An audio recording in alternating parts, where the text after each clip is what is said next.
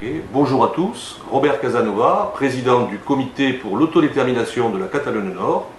Nous allons présenter avec Unitat Catalane un nouveau projet pour la Catalogne Nord.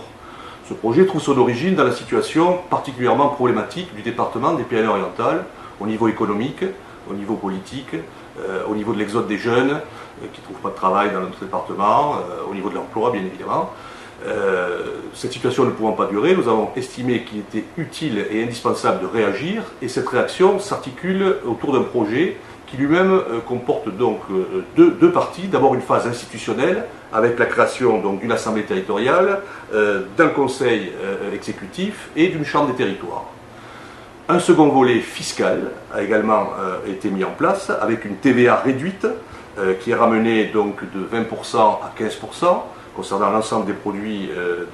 qui sont commercialisés sur le territoire, une exonération de l'impôt sur les sociétés pour que les entreprises puissent bien évidemment s'installer dans le département dans des conditions financières acceptables, fiscales acceptables, une zone franche qui serait constituée donc de l'ensemble du département, de l'ensemble de la collectivité, également des exonérations concernant les taxes sur le tabac, les droits de succession pour les particuliers. Ce régime-là est un régime qui se rapproche très fortement du statut particulier de la Corse, tel qu'il a déjà été voté et qui a fait l'objet donc d'un large consensus national pour cette collectivité. Dans un second temps, ce statut ayant été présenté, il pourra être amendé jusqu'en septembre 2017, c'est-à-dire que chacun est invité, le cas échéant, à se rapprocher de notre site internet catalogne-nord.info, catalogne-nord.info, où vous pourrez trouver donc un blog, des documents, ainsi qu'un ensemble de précisions et d'amendements qui pourront être modifiés jusqu'à ce que le projet final puisse être adopté. Une fois que ce projet final aura été adopté par l'ensemble de la population, eh bien, il s'agira de le faire passer aux autorités d'abord locales, dans le cadre d'un référendum d'initiative locale que nous souhaitons voir organisé par le conseil départemental des Pyrénées-Orientales, puisque le code des collectivités territoriales prévoit cette possibilité. Ensuite, une fois que le référendum aura eu lieu, le projet pourra être transmis au Parlement pour qu'il soit voté à la fois par l'Assemblée nationale et par le Sénat,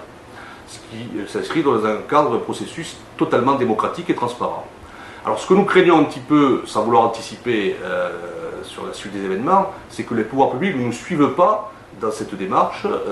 et que nous soyons obligés de mobiliser la population, mais ça on le fera éventuellement dans un second temps, après le mois de septembre 2017. Et puis si malgré cette mobilisation de la population, nous n'étions pas suivis par les pouvoirs publics, et bien à ce moment-là, nous considérerions qu'il y a une atteinte manifeste à la liberté des peuples à disposer d'eux-mêmes, comme le prévoit la Charte des Nations Unies, et nous pourrions être amenés à saisir le Comité des droits de l'homme des Nations Unies et éventuellement la Cour européenne des droits de l'homme en vue de faire condamner la France pour manquement à ses obligations internationales. Nous espérons ne pas en arriver là, nous espérons que tout comme la Corse, pouvoir rester au sein de la République et pouvoir faire valoir nos spécificités, notre langue, nos valeurs communes, dans l'intérêt de la population, de l'ensemble du département. Je vous remercie de votre soutien. N'hésitez pas à consulter notre site dont je vous ai donné l'adresse, que je rappelle, donc catalogne-net.info.